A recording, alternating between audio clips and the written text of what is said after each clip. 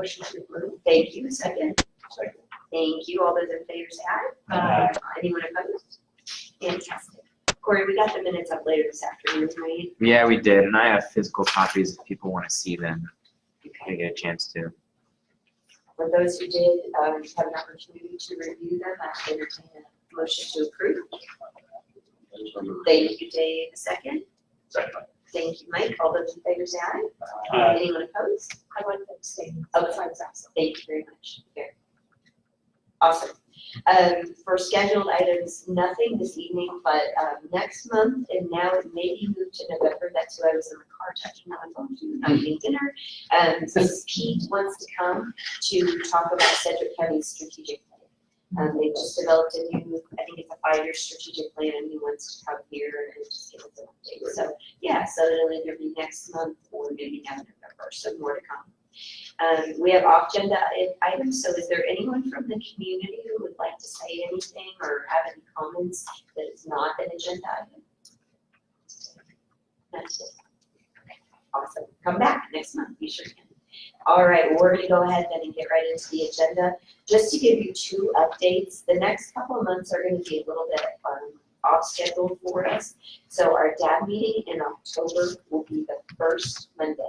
Not the second Monday, the first Monday. So it'll be Monday, October 2nd, and that's because of Columbus Day. In November, the meeting will not be on the second Monday. It'll be on the second Tuesday, November 12th, because of Veterans Day. So please take note of that the next 2 months, and we'll do a good job of reminding everyone. And then don't forget also that we'll have our Veterans Day parade on November 9th. So that calendars for that. So we'll jump right into reports. Fire department first. As always. Thank you. Touche. Good evening. I am Acting Battalion Chief Rick Barr from representing Chief Snow for the Wichita Fire Department. My favorite thing about Wichita is supporting all you people. Oh, So, thank you. yeah, better quick at that now. I'm happy to report that in District 2, you have had no fires. Wow, For this that's the time. first time ever. However, there's been 18 fire alarms since the first of the year, 69 service calls, 446 medical calls, and a total for the month since the beginning of the year since till July. Okay, the majority of our fires we're having in the city of Wichita are either unattended cooking, discarded cigarettes, or something to do with electrical in nature. So if you could tell your constituents and your family members and whatnot to be careful with their disposing their cigarettes and their cooking utensils, that would behoove them and save on the property damage. Other than that, we have nothing really going on with the fire department other than continuing to try to provide the best service we can for the community. And I'll entertain any questions if you have any. Great. Thank you. What I like to hear. Thank All right, have a nice night. Great report. Yeah. Your brevity is appreciated. you. Thank you for your service. Thank you. All right, community police report. And this is a treat because we were told we weren't going to get anyone. So thank you for doing Well, I stepped up and, I appreciate it. came in for Ron Sanders. And just a quick note, in case you don't thoroughly enjoy the District 2 newsletter, which I hope you all do, Corey always makes sure that he puts the crime stats in the newsletter every month. So if you ever want to refer to it or share it with anyone else that's in there. I appreciate that because I'm always writing it down. Yeah. That helps. All right, well, good evening. I am Lieutenant Ronald Hunt. I'm a supervisor for Patrol East Bureau, here representing, of course, Chief Ramsey, as well as Captain Pinkston.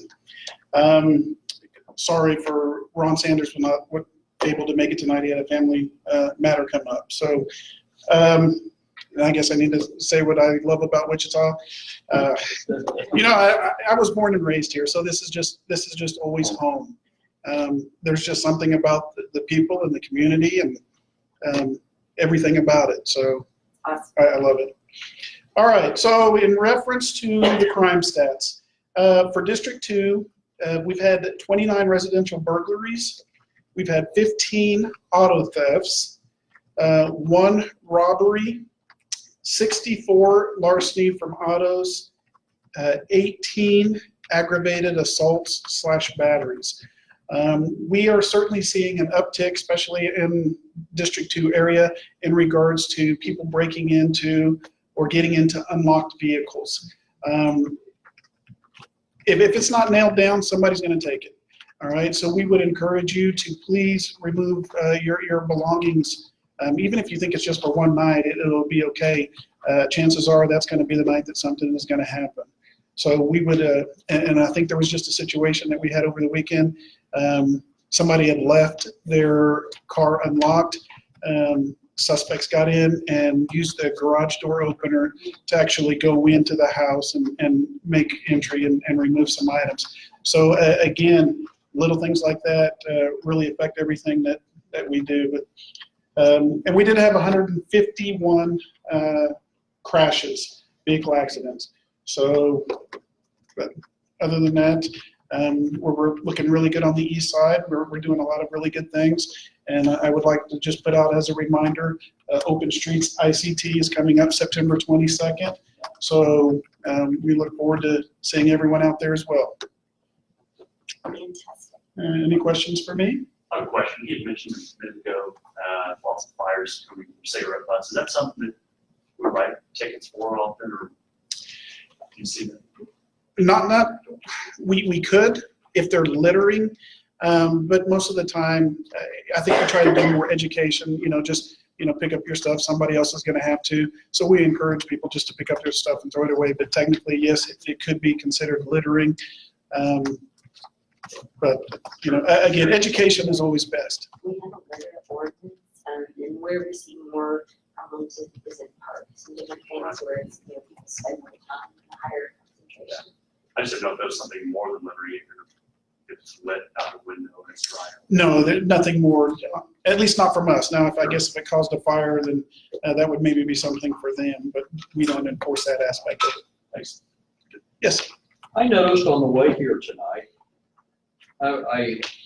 the corner of Rock and Douglas, my left turn arrow was on, and 3 cars continued going through that line. I'm seeing more and more of that. People really stretching these red lights. I mean, I know it was red because mine was green. It's amazing what people attempt to get away with if they don't, they'll look around and not see a police car.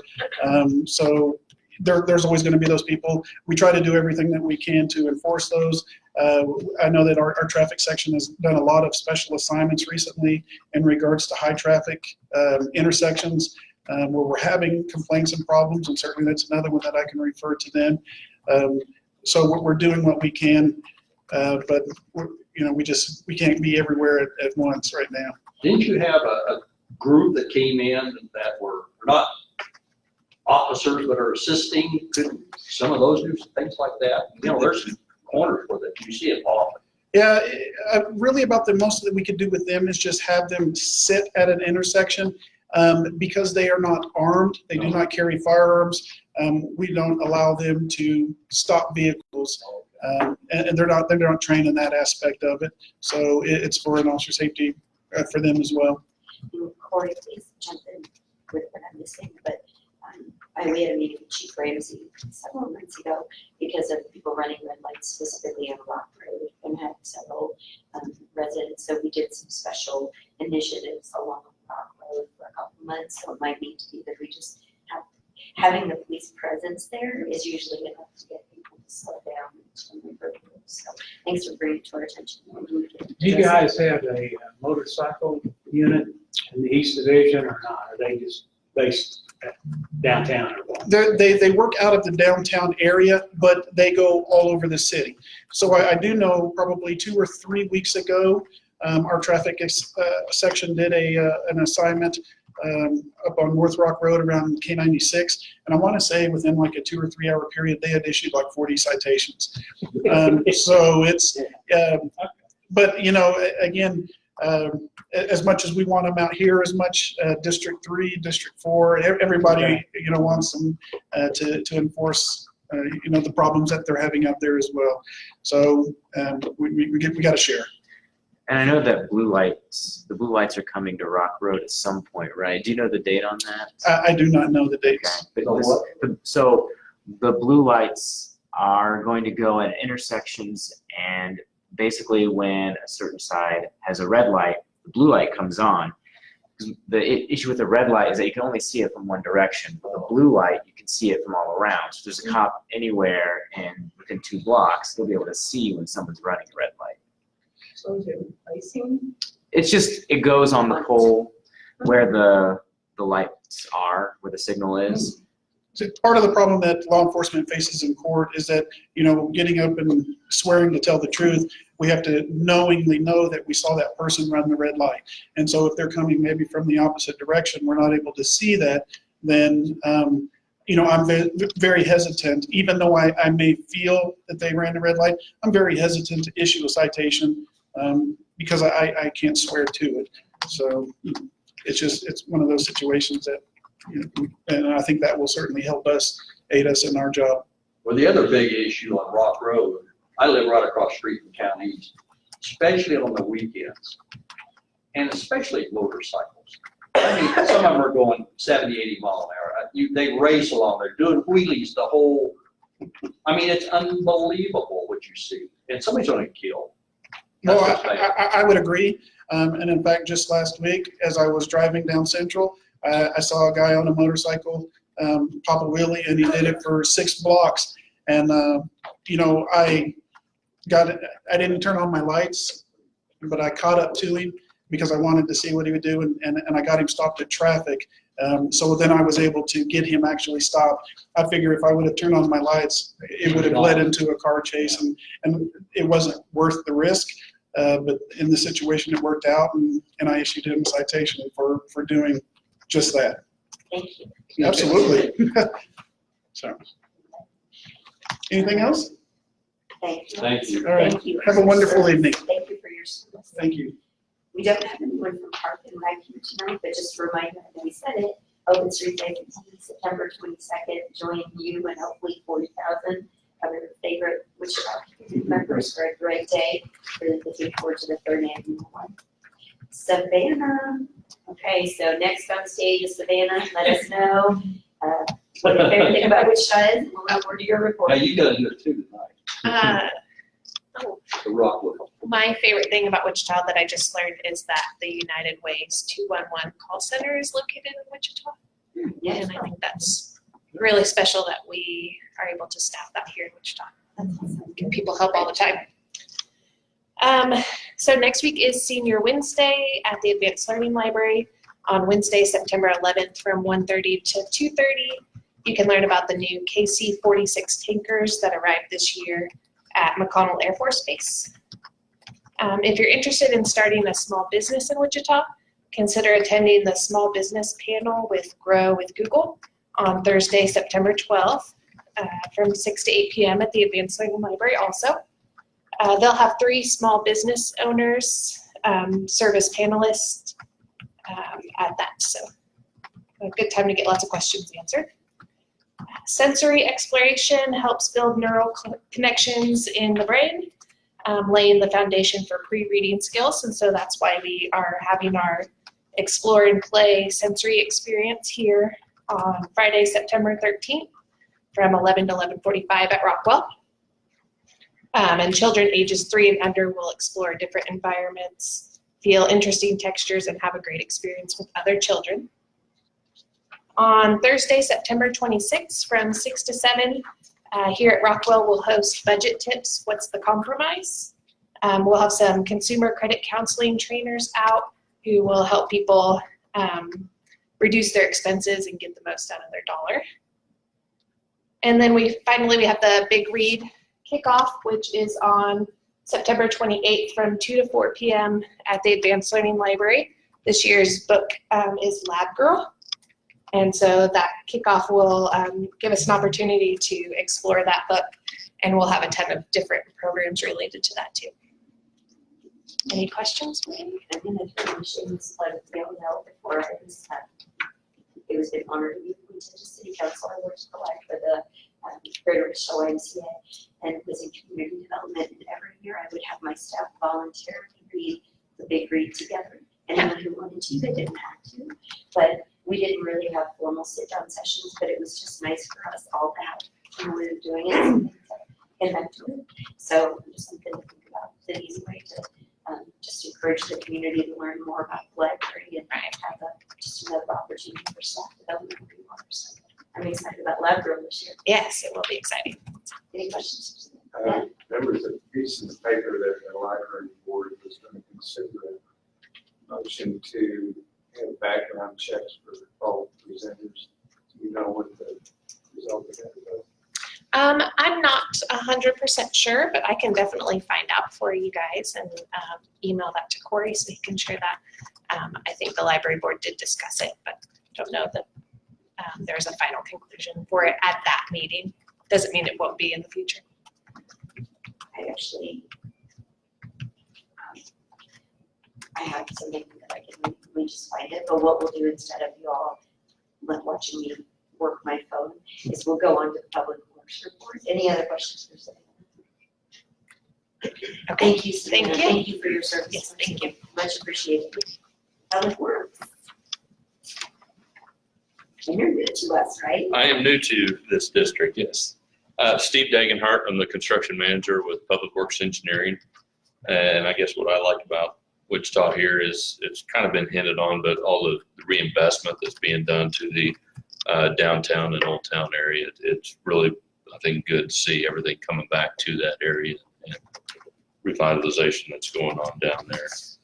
I'm going to kind of give a update on some projects we currently have under construction and then move into some projects that we have currently under design that will be coming up soon. First, I'll start off with the improvements on East Kellogg, both at Webb and Greenwich. Right now, we're looking to have all turns restored at Webb Road by Thanksgiving. And also, there'll still be some work possibly unless we really look out and don't get any more rain, which has not been our friend this year, at least in construction. But there'll probably still be some work to do on Webb Road in terms of finishing up the median. So there'll still be some activity, but at least the left turns being restored there will help out tremendously. Also, we expect to have traffic on the mainline freeway pretty much from Webb Road all the way out to K96 by the end of 2019.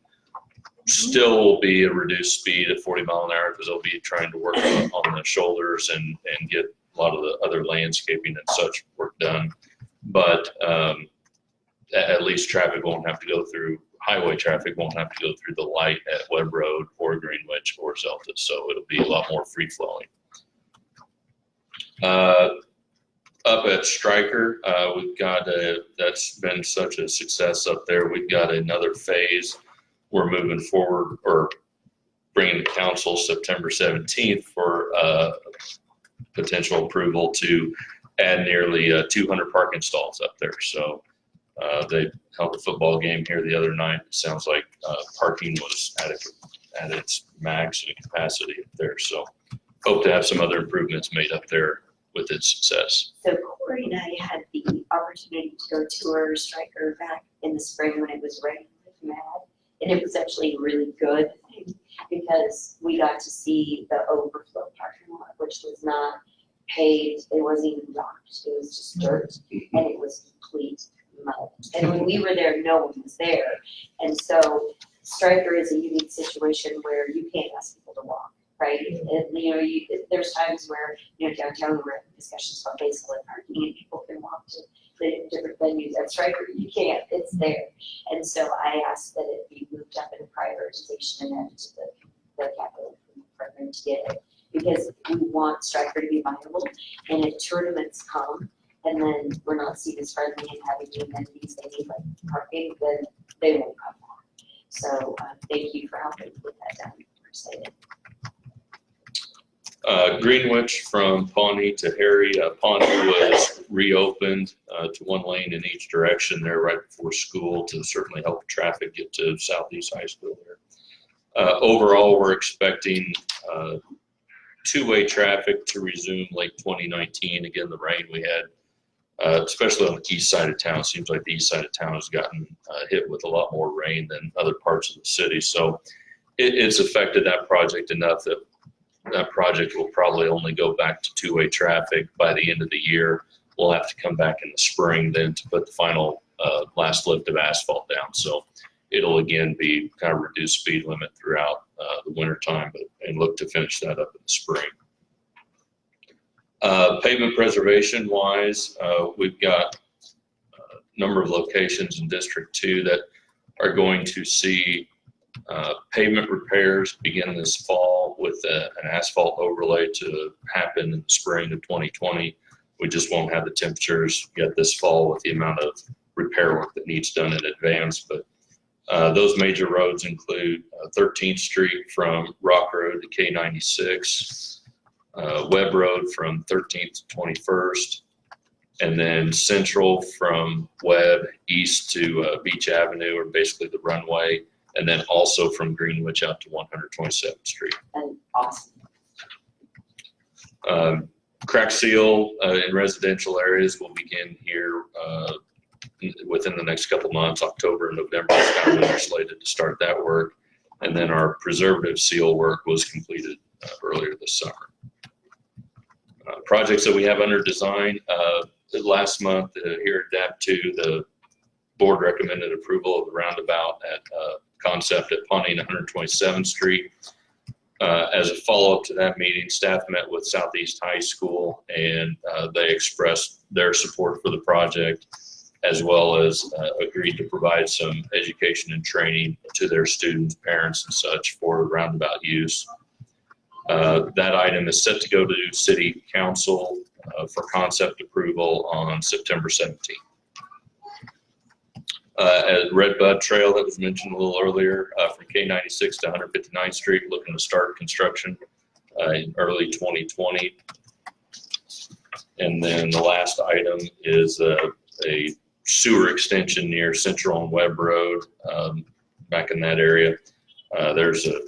They estimate to start construction here in November for that site. So, and that's all I have to update. I will put in a shameless plug that at the breakfast that we're gonna have in November, we're gonna have Roger from Wildcat Construction come and talk a little bit more about Kellogg and the process, and he'll have some pictures and some different things. So, Well, good. recommend the breakfast in November. Roger did a great job. All right, thank you. Thank you for your service. Thank you. All right, so I would entertain a motion to file and receive all the staff reports. Thank you, Janetta. A second? Second. Thank you, Dee. All those in favor say aye. Anyone opposed? Fantastic. Real quick before we get to Kathy, and I promise Kathy will take 2 seconds. You probably remember Charles Smith's work.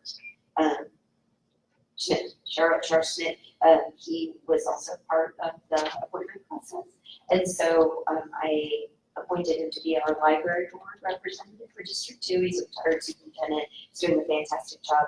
And he just said that regarding the background checks, the board is considering a policy to make sure that we have a safe environment for people who attend our meetings, but nothing has been determined yet.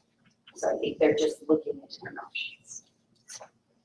All right, thank you, Kathy. Next.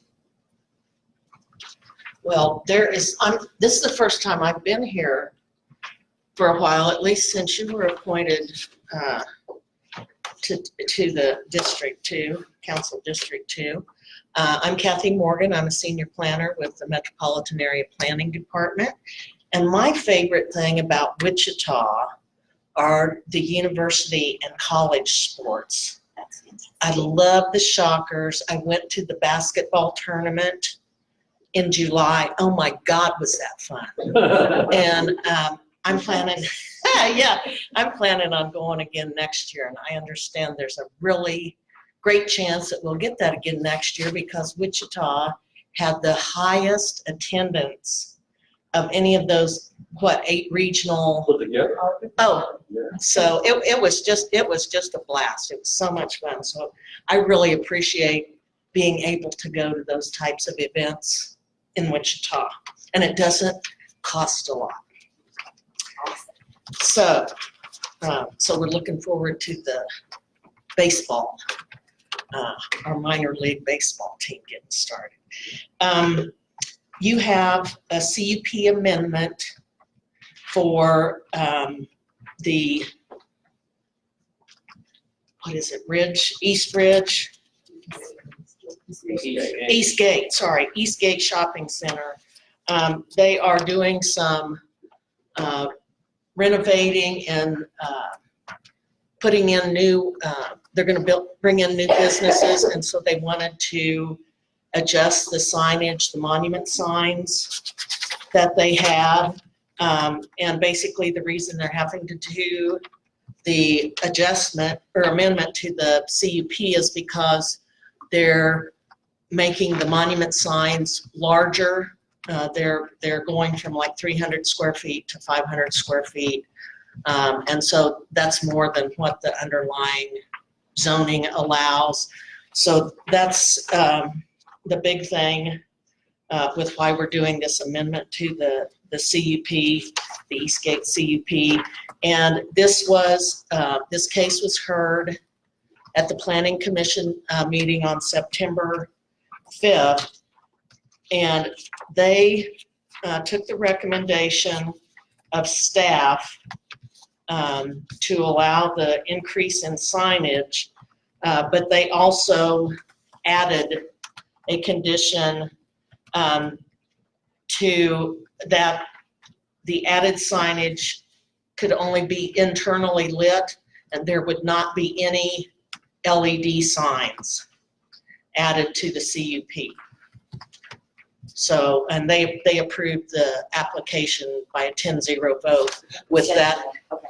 with that addition to the conditions.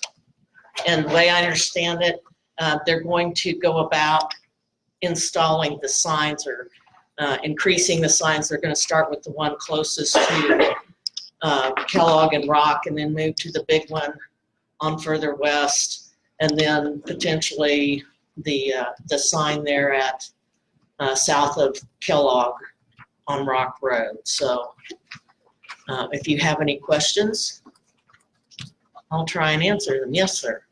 I'm disappointed with why this wasn't an issue for the board of zoning. Because it's bigger than this. The community unit plan addresses these types of things when you have a project that is 6 acres or more, and you cannot, the only thing you can do in a CUP is either adjust it. So by the fact of them almost doubling the size of the square footage of the signs, that in the CUP language, it addresses signage. And it specifically says in the CUP language, if you do certain things, it's either an amendment or an adjustment. And so that's why it's a CUP amendment and not taken care of by a different, by BZA and doing a variance or that type of thing. And they truly think that the extra signage is gonna maybe bring more business into the. I can't speak to what's going in there, but yes, that there's some active plans for redevelopment of some of those vacant spaces. A 60-foot high sign seems awfully high to me. I don't know, I love these areas, and you're starting to see the signs come down, and 60 feet, that's up there. Yeah, I'm not crazy about that. But that's not the issue. The height of the sign isn't the issue. well, there is, it's both size and height, but you have to think about the fact that it's set back from Kellogg, it's on the frontage road, and it's a multi-tenant sign. And I think right now there's spaces for 5 tenants on that existing monument sign. And what they're proposing is to have 10 tenants on that sign. And so that's why the height increase and the square footage. I'd rather see 2 or 3 times the signs at smaller heights. I don't know. That's just me. Yes, ma'am. But I may have missed somewhere, so Each of these tenants going to be somewhat responsible for any like additional rent because of the signage, and they have to pay any part of that at all? I think that is up to whoever owns and is developing the properties. Right now, the owner of the Eastgate CUP is the active agent or the active applicant on this, and so what they build into their leasing agreements, I have no idea. It's not. Yeah. It's not their tenants. I just figured, I mean, and it makes it so advertising for them. But it's fine. Any other questions? Well, to the community, anyone have a question? I have a question for me. Bring it back. Sounds like they're just, it's changing character because they're gonna have more smaller tenants instead of big tenants. And to me, with the Kelly expansion, it's got a long ways over there from what it used to be, you know. But I mean, 1955 when that started, I mean, I'm gonna say I was there in 1955. Maybe 63.